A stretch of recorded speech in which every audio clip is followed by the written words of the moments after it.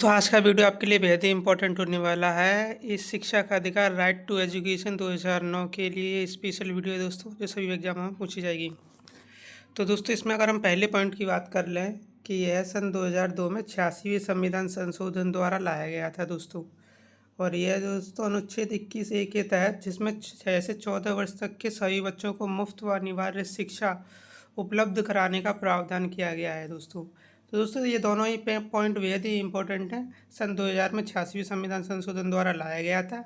Article 21A है दोस्तों। Article क्या है? 21A है, जिसमें 6 से 14 वर्ष के सभी बच्चों को मुफ्त व अनिवार्य शिक्षा उपलब्ध कराने का प्रावधान है। अब दोस्तों अब हम इसकी बात कर लें कि ये विधानसभा, राज्यसभा या लोकसभा में कब पारित हुआ। तो दोस्तों सबसे पहले ये आपका पारित हुआ था राज्यसभा में 20 जुलाई 2009 को दोस्तों ये राज्यसभा में पारित हुआ था। फिर दोस्तों उसके बाद 4 अगस्त 2009 को लोकसभा में पारित हुआ। लेकिन दोस्तों ये जो लागू हुआ था आरटी एक्ट 2009 जो लागू हुआ था दोस्तों, ये 1 अप्रैल 2010 को दोस्तों ये लागू हुआ था। तो दोस्तों ये चारों ही पॉइंट आपके लिए बेहद ही इम्पोर्टेंट है दोस्तों। आइए नेक्स्ट पॉइंट की तरफ चलते हैं दोस्तों। इसमें दोस्तों अगर हम बात कर लें कि कुल अध्याय 7 है, और इन कुल अध्यायों में जो धाराएं दोस्तों वो 38 है, और अनुसूची 1 इसमें दी गई है दोस्तों।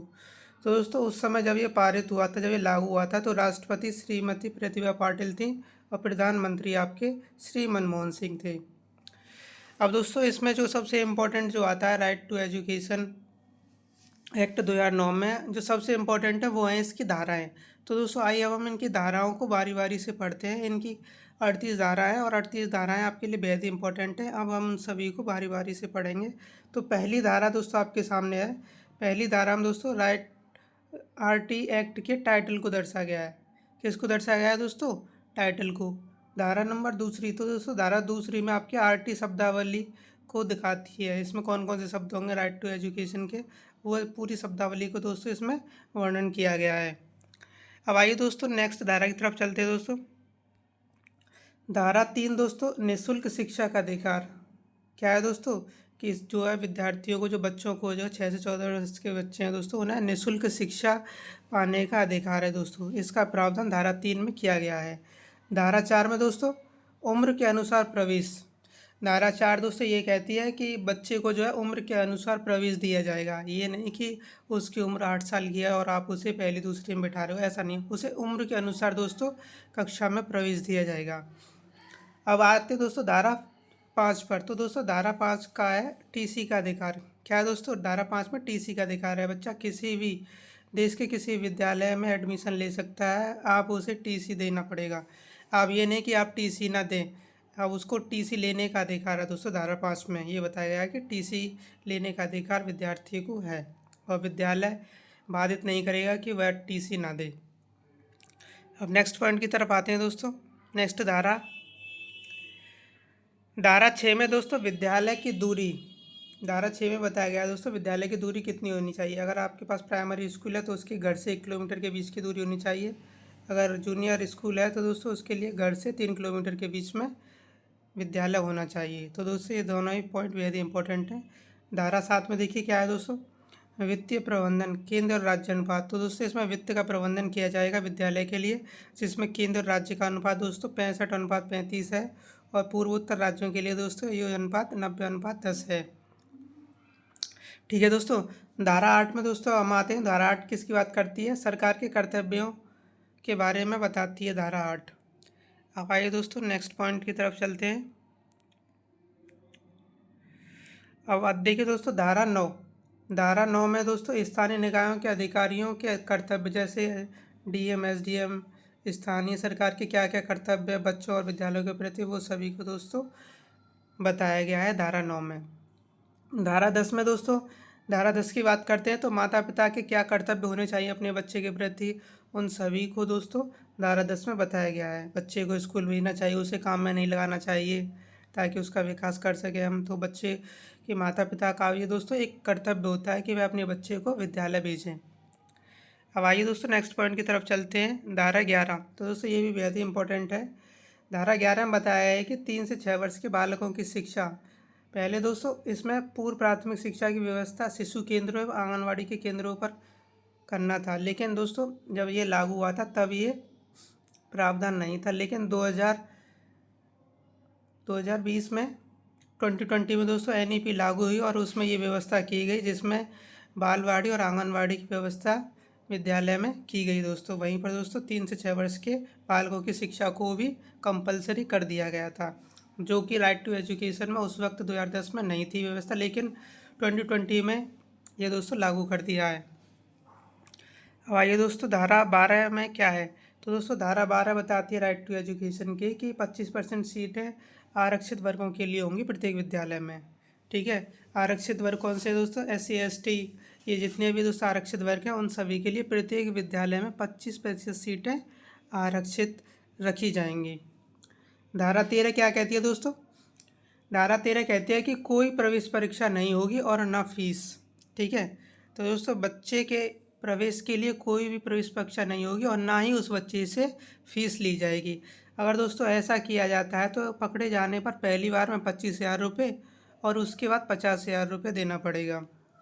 पहली बार अगर कोई गलती करता है तो 25,000 रुपये देने पड़ेंगे और उसके बाद अगर कोई गलती करता है तो 50,000 रुपये देने पड़ेंगे।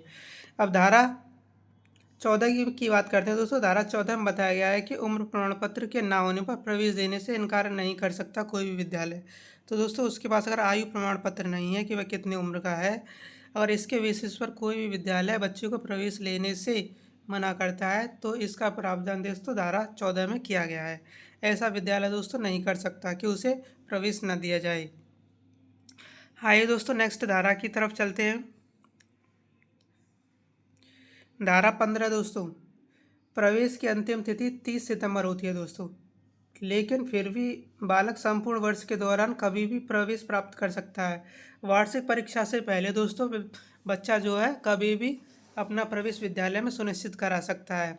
हालांकि 30 सितंबर अंतिम तारीख रखी गई, लेकिन दोस्तों वार्षिक परीक्षा से पहले विद्यार्थी को जो है एडमिशन दिया जा सकता है। धारा 16 में दोस्तों क्या बताया गया है? कक्षा 1 से 8 तक दोस्तों फेल नहीं कर सकते। तो दोस्तों समय समय पर कक्षा 5वीं में एक परीक्षा होगी और कक्षा 8वीं में एक परीक्षा उन्हें देना अनिवार्य है दोस्तों, यही बताया गया, और उन्हें फेल नहीं किया जा सकता, ये इस धारा में दोस्तों बताया गया है।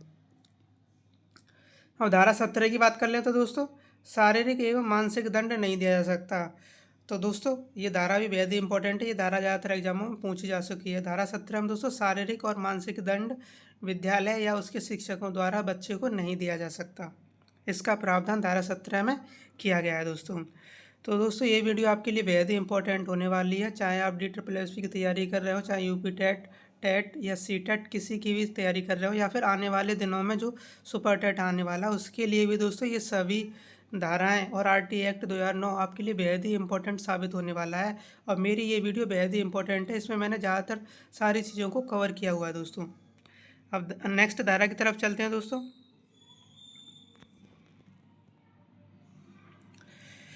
तो दोस्तों धारा 18 की बात करते हैं दोस्तों। स्कूल की मान्यता अनिवार्य है। तो दोस्तों कोई भी विद्यालय बिना मान्यता के स्कूल को नहीं चला सकता। अगर ऐसा स्कूल करता है तो उसे जुर्माना देना पड़ेगा 10,000 रुपये का।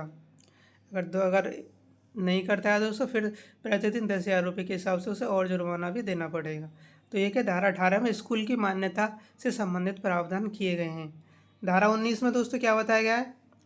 विद्यालय के मान और मानक। तो दोस्तों विद्यालय के क्या क्या मानक होने चाहिए ये इस धारा में बताया गया है कि विद्यालय का क्षेत्रफल कितना होना चाहिए, शिक्षकों की संख्या कितनी होनी चाहिए, कमरे की लंबाई चौड़ाई कितनी होनी चाहिए, विद्यार्थियों के कमरों की संख्या कितनी होनी चाहिए, शौचालय कितने होने चाहिए। ये सभी दोस्तों धारा 19 में बताया गया है कि विद्यालय के क्या मान और मानक हो सकते हैं, उन सभी का प्रावधान धारा 19 में किया गया है। नेक्स्ट धारा दोस्तों आते हैं धारा 20 पर। केंद्र सरकार द्वारा संशोधन किया जाना चाहिए। दोस्तों धारा 20 में यह बताया गया है कि RT एक्ट 2009 में केवल केंद्र सरकार द्वारा संशोधन किया जा सकता है। धारा 21 दोस्तों किसकी बात करता है? धारा 21 दोस्तों SMC विद्यालय प्रबंधन समिति यानी स्कूल मैनेजमेंट कमेटी का गठन के बात कही गई है धारा 21 में। नेक्स्ट पॉइंट की तरफ चलते हैं दोस्तों। धारा 22 में दोस्तों ये बताया गया है कि SMC के कर्तव्य एवं विकास योजना तैयार करना। ठीक है, एसएमसी के क्या कर्तव्य हैं और विकास योजना को तैयार करना, यानी स्कूल डेवलपमेंट मैनेजमेंट कमेटी की बात दोस्तों धारा 22 में की गई है। धारा 23 की बात कर लें तो दोस्तों धारा 23 में दोस्तों शिक्षकों की योग्यता, उनके वेतन, उनकी सेवा शर्तों, टेट एवं सीटेट का वर्णन, इन सभी योग्यताओं का दोस्तों शिक्षकों के लिए बताया गया है कि शिक्षकों की क्या क्या योग्यता होनी चाहिए, क्या वेतन रहेगा, क्या उनकी सेवा शर्तें हैं, यह धारा 23 में दोस्तों बताया गया है। धारा 24 में दोस्तों शिक्षकों के कर्तव्यों के बारे में हम जानेंगे कि धारा 24 में शिक्षकों के क्या क्या कर्तव्य हैं। तो दोस्तों वीडियो बहुत ही इंपॉर्टेंट साबित होने वाली है। अगर आप हमारे चैनल पर पहली बार विजिट कर रहे हैं तो चैनल को सब्सक्राइब जरूर करें। अगर वीडियो आपको पसंद आई तो वीडियो को लाइक करें, और दोस्तों अगर इन्फॉर्मेशन आपको सही लग रही हो तो अपने दोस्तों के साथ से शेयर भी ज़रूर करें। आइए दोस्तों नेक्स्ट पॉइंट की तरफ चलते हैं। नेक्स्ट धारा दोस्तों इसमें बेहद इंपॉर्टेंट है, धारा 25। तो दोस्तों धारा 25 में बताया गया है कि शिक्षक छात्र का अनुपात क्या होना चाहिए। ठीक है, तो दोस्तों प्राथमिक स्तर पर यह 1:30 का होता है और उच्च प्राथमिक स्तर पर 1:35 का होता है, यानी 30 बच्चों पर प्राथमिक स्तर में एक शिक्षक होगा और उच्च प्राथमिक स्तर में 35 बच्चों पर एक शिक्षक होगा। अब नेक्स्ट धारा की तरफ चलते हैं दोस्तों। धारा 26 दोस्तों क्या बताती है, तो दोस्तों धारा 26 बताती है कि 10% से ज़्यादा शिक्षकों के पद रिक्त नहीं होने चाहिए। तो दोस्तों जितने भी शिक्षकों की संख्या होनी चाहिए उससे कम 10% से ज़्यादा शिक्षकों के पद रिक्त नहीं होने चाहिए। धारा 27 में दोस्तों क्या बताया गया है, धारा 27 दोस्तों बताया है कि शिक्षकों की ड्यूटी कहाँ कहाँ पर लग सकती है पढ़ाने के अलावा, चुनाव कार्यों में, जनगणना में और आपदा राहत कार्यों में। इन तीनों कार्यों में दोस्तों शिक्षक की ड्यूटी लग सकती है शैक्षणिक कार्य के अलावा। शैक्षणिक कार्य में तो दोस्तों लगती है, साथ में चुनाव, जनगणना और आपदा राहत कार्यों में भी दोस्तों शिक्षकों की ड्यूटी लगाई जाती है। धारा 28 दोस्तों ये भी बेहद इंपॉर्टेंट है कि जो सरकारी टीचर वो प्राइवेट ट्यूशन नहीं दे सकते। कोई भी सरकारी टीचर अगर प्राइवेट ट्यूशन देता अगर पाया जाता है तो दोस्तों उसको जुर्माना या उसकी नौकरी से बर्खास्तगी दोस्तों मिल सकती है। तो दोस्तों प्राइवेट ट्यूशन नहीं दे सकते धारा 28 के अंतर्गत। आइए दोस्तों नेक्स्ट धारा की तरफ चलते हैं। धारा 29 दोस्तों पाठ्यक्रम एवं मूल्यांकन प्रक्रिया। तो दोस्तों धारा 19 में राइट टू एजुकेशन बताया गया है कि पाठ्यक्रम मूल्यांकन प्रक्रिया क्या होनी चाहिए और कैसी होनी चाहिए। धारा 30 में दोस्तों बताया गया है कि शिक्षा पूर्ण होने पर प्रमाण पत्र देना चाहिए विद्यालय को। अगर किसी बच्चे की शिक्षा अगर दोस्तों पूर्ण हो रही है तो उसे प्रमाण पत्र जरूर देना चाहिए, चाहे उसने 10वीं कक्षा पास करी या 12वीं या 8वीं, उसका दोस्तों उस बच्चे को प्रमाण पत्र जरूर देना चाहिए। धारा 31 में दोस्तों क्या बताया गया है, तो दोस्तों धारा 31 में बाल अधिकार संरक्षण का वर्णन किया गया है कि बाल अधिकार, बच्चे के क्या क्या अधिकार हैं, उनके अधिकार के संरक्षण किए जाएंगे, ये दोस्तों इसमें बताया गया है। अब नेक्स्ट धारा की तरफ चलते हैं दोस्तों, धारा 32।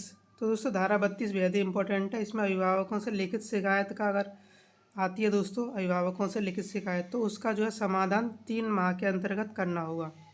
ठीक है दोस्तों, उसका क्या है, 3 माह के अंतर्गत समाधान करना पड़ेगा अगर कोई अभिभावक लिखित शिकायत करता है तो। धारा 33 में दोस्तों क्या बताया गया है, धारा 33 में दोस्तों राष्ट्रीय सलाहकार परिषद का गठन किया जाएगा, ये दोस्तों इसमें बताया गया है धारा 33 में। अब नेक्स्ट की तरफ चलते हैं दोस्तों। धारा 34 दोस्तों ये भी बेहद ही इंपॉर्टेंट है, राज्य सरकार परिषद का गठन दोस्तों धारा 34 के अंतर्गत किया जाएगा, इसमें राज्य परिषद गठन की बात कही गई है। धारा 35 में दोस्तों कहती है कि अधिनियम को लागू होने के बाद उसका मार्गदर्शन करना। ठीक है, अगर ये अधिनियम लागू हुआ था, राइट टू एजुकेशन जब लागू हुआ था दोस्तों, उसका समय समय पर मार्गदर्शन करना भी अनिवार्य है, उसको अपडेट करना भी अनिवार्य है। क्या क्या नई नई ज़रूरतें और बढ़ गई हैं उनको भी दोस्तों संशोधन किया जाना चाहिए, उनका मार्गदर्शन इस धारा के अंतर्गत किया जाना चाहिए। धारा 36 में दोस्तों क्या बताया गया है, सक्षम अधिकारी की नियुक्ति। दोस्तों दंड से पूर्व एक सक्षम अधिकारी होगा, ये इसमें दोस्तों बताया गया है। तो दोस्तों धारा 37 दोस्तों किसकी बात करता है, दंड के विरुद्ध न्यायालय में वाद दायर नहीं होगा। तो दोस्तों मतलब जो न्यायालय में कोई भी कार्रवाई नहीं की जा सकती। बाल संरक्षण के तहत दोस्तों समुचित सरकार या स्थानीय सरकार सलाहकार परिषद के सदस्यों के खिलाफ कोई मुकदमा दायर नहीं किया जा सकता न्यायालय में, ये दोस्तों धारा 37 में बताया गया है। धारा 38 दोस्तों क्या कहती है, धारा 38 में सरकार के संशोधन के अधिकारों को बताया गया है कि समुचित सरकार के संशोधन के क्या क्या अधिकार हैं, उन्हें समय समय पर कैसे संशोधन करना चाहिए, ये दोस्तों इसमें बताया गया है। तो दोस्तों आशा करता हूँ कि आपको हमारी वीडियो पसंद आई होगी। अगर वीडियो पसंद आई हो तो लाइक करें। अगर दोस्तों आप हमारे चैनल पर पहली बार विजिट कर रहे हैं तो चैनल को सब्सक्राइब जरूर करके जाएँ, ताकि दोस्तों हमें भी मोटिवेशन मिले और हमें भी लगे कि हम कुछ बेहतर कर रहे हैं आपके लिए। तो कृपया चैनल को सब्सक्राइब जरूर करें। और दोस्तों वीडियो को अंत तक देखने के लिए आपका बहुत बहुत धन्यवाद है। तो दोस्तों आशा करता हूँ ये वीडियो आपके लिए बेहद ही इम्पोर्टेंट रही होगी। तो दोस्तों मैं अपनी वीडियो को यहीं विराम देता हूँ। जय हिंद, जय भारत, धन्यवाद दोस्तों।